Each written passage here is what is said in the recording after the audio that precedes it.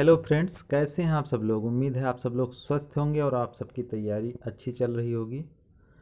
दोस्तों, high school परीक्षा 12th परीक्षा के लिए मैथिली शरण गुप्त का जीवन परिचय एवं साहित्यिक कृतियाँ, इस टॉपिक पर ये वीडियो है।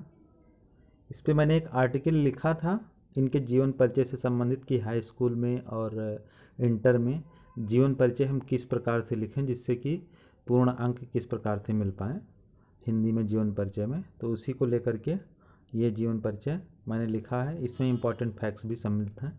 तो आइए देखते हैं मैथिली शरण गुप्त का जीवन परिचय एवं साहित्यिक कृतियाँ। हिंदी साहित्य के उज्ज्वल नक्षत्र एवं राष्ट्र कवि के रूप में विख्यात मैथिली शरण गुप्त जी का जन्म 3 अगस्त 1886 ईस्वी में झांसी जिले के चिरगांव में हुआ था।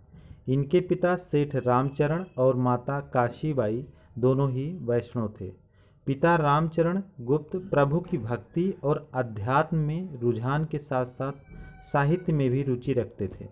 मैथिली शरण गुप्त के जीवन में इनके पिता के आचरणों का बहुत अधिक प्रभाव पड़ा। साहित्य के प्रति इनका रुझान देखकर इनके पिता ने इन्हें एक बड़ा कवि बनने का आशीर्वाद से अभिसंचित किया। इनकी प्रारंभिक शिक्षा दीक्षा इनके पैतृक गांव चिरगांव झांसी में ही संपन्न हुई। इन्होंने स्कूली शिक्षा में सिर्फ 9वीं कक्षा तक की पढ़ाई की, परंतु इसके उपरांत इन्होंने अपने पिता के सहायता से स्वाध्ययन करके कई भाषाओं का ज्ञान अर्जित कर लिया और साहित्य के प्रति अपनी लेखनी निरंतर गतिमान रखी। इनके मैथिली शरण गुप्त जी के जीवन परिचय से कुछ महत्वपूर्ण जो बिंदु हैं उसको मैंने यहाँ पर दिया हुआ है। नाम मैथिली शरण गुप्त, जन्मतिथि 3 अगस्त 1886, जन्मस्थान चिरगांव झांसी उत्तर प्रदेश, पिता सेठ रामचरण कनकने, माता काशीबाई, मृत्यु 12 दिसंबर 1964 ईस्वी। आगे हम देखते हैं जीवन परिचय कंटिन्यू। मैथिली शरण गुप्त जी ने अपनी रचनाओं में खड़ी बोली को माध्यम बनाया। गुप्त जी को खड़ी बोली की प्रेरणा पंडित महावीर प्रसाद द्विवेदी जी से मिली थी।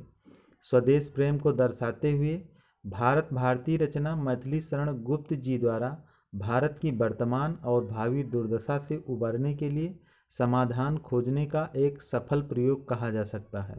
इनकी इस काव्य रचना ने भारत के युवाओं में राष्ट्र प्रेम की निर्मल गंगा का प्रवाह कर दिया।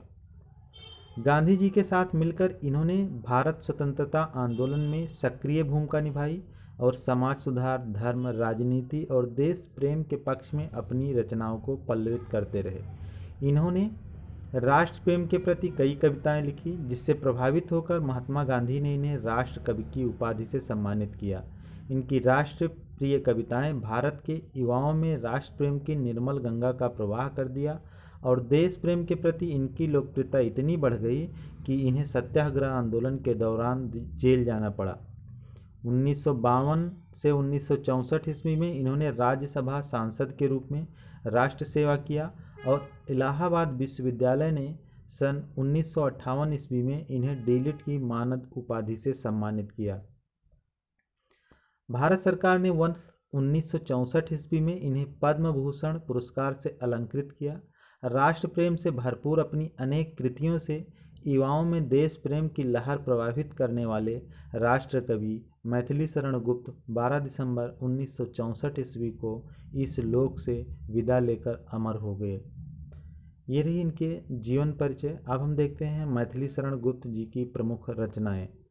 भारत भारती, यशोधरा, साकेत, रंग में भंग, द्वापर, जयद्रथ वध, पंचवटी, जय भारत, सिद्धराज, झंकार, पृथ्वीपुत्र, नहुस, गुरुकुल, चंद्रहास, कुणाल गीत, मेघनाथ वध इत्यादि इनकी प्रमुख रचनाएं हैं।